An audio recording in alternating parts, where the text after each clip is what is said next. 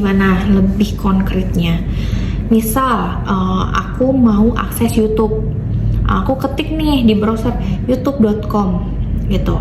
Nah sebenarnya komputer itu nggak ngerti youtube.com, dia tuh nggak ngerti ya youtube.com. Jadi dia bakal nanya dulu nih ke DNS, IP-nya youtube.com itu apa. Misal dia kirim 142.1.1 atau titik berapapun itu ya.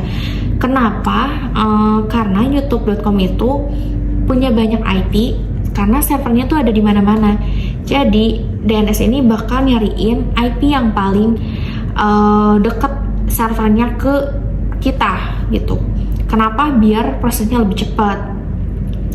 Nah terus misalnya setelah dapat nih IP dari DNS, misalnya 142.1.1.1 nih, misal aja ya. Nah dari IP aku kirim ke IP-nya YouTube nih, ke yang 142 tadi. Nah misalnya aku bilang requestnya itu aku mau request halaman YouTube. Nah si request aku ini bakal dipecah nih dalam bentuk paket, dibungkus dalam bentuk paket, terus dipecah. Paketnya tuh bakal dipecah dalam ukuran yang kecil-kecil, dikirim satu-satu ke servernya YouTube nih, ke si 142. Nah si servernya YouTube, si 142 tadi itu bakal nerima, oh ada permintaan request nih dari alamat IP-nya aku. Nah dia minta tapi dia belum baca nih, kayak mesti dalam bentuk paket, disusun ulang, terus jadi informasi utuh kayak oh mau request halamannya YouTube. Oke, kita kasih balasan nih, kita lempar video. Nah ngirim berarti dari sisi servernya YouTube itu ngirim balasan ke aku berupa video. Nah karena tadi video itu ukurannya besar, pasti paketnya dipecah-pecah lagi, jadi paket-paket yang kecil terus dikirim ke aku dan disusun ulang di aku paketnya dan jadi video utuh gitu. Sebenarnya proses ini tuh cukup sebentar ya, meskipun ini lama tapi prosesnya tuh cukup sebentar, dan kita tuh sebetulnya nggak sadar kalau proses ini tuh berlangsung gitu ya, karena prosesnya yang cukup sebentar itu bisa dalam bentuk milidetik atau ya sangat cepat lah, pokoknya hitungan milisecond. Nah IP itu sendiri ada dua versi, yang pertama IP versi 4 sama IP versi 6. Nah, IP versi 4 itu adalah versi yang lama, yang dari zaman dulu sampai sekarang masih dipakai. Nah, untuk IP versi 6 itu versi terbaru. Kenapa ada? Karena IP versi 4 itu terbatas ya. Sedangkan komputer atau device atau HP kita itu tuh udah banyak banget di dunia ini. Jadi, karena kekurangan, maka adanya pembaruan atau inovasi di bidang IP, yaitu adanya IP versi 6 gitu. Nah IP versi 4 itu contohnya 192.168.1.1. itu tuh ada 4 digit ya, 192, 168, 1.1. Misal aja ya, ini ada 4 digit angka yang satu digitnya itu terdiri dari 8 bit. 8 bit, 8 bit, 8 bit, 8 bit. Jadi totalnya 8 kali 4 ada 32 bit. Nah, cara bacanya gimana?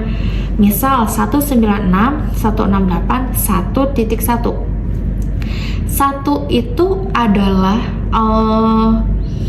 terjemahan dari biner. Nah, kita sendiri tahu kalau biner itu ada 0 dan 1. Kalau misalnya kita dapetin binernya itu, kita dapetin hasil dari binernya itu 1, berarti 2 dipangkat dengan 0 itu sama dengan 1. Nah, untuk 192 ini sendiri, bitnya berapa? 1, 1, 0, 0, 0, 0, 0 gitu.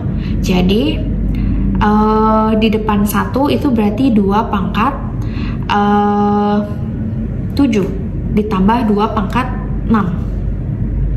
Begitu cara bacanya. Nah, untuk IP versi 6 itu sendiri ada 128 bit. Dan itu tuh terdiri dari huruf dan angka dan dipisah dengan titik 2. Seperti yang aku jelasin tadi, adanya IP versi 6 itu karena IP versi 4 itu sudah mulai habis, sedangkan perangkat atau device itu semakin banyak.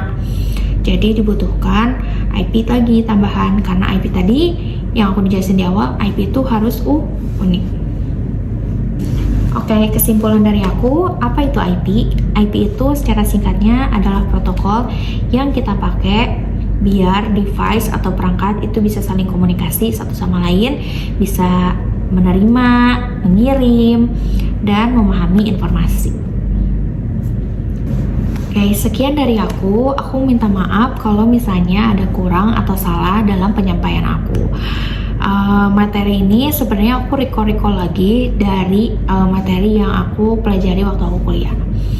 Mungkin nextnya aku mau bahas tentang cara menghitung IP ya, dari binary ke desimal. Makasih buat yang udah mau nonton video aku. Aku minta saran dan kritiknya di komen. Dan makasih, aku minta supportnya juga buat subscribe dan like video ini kalau kalian ngerasa video ini bermanfaat. Okay, see you.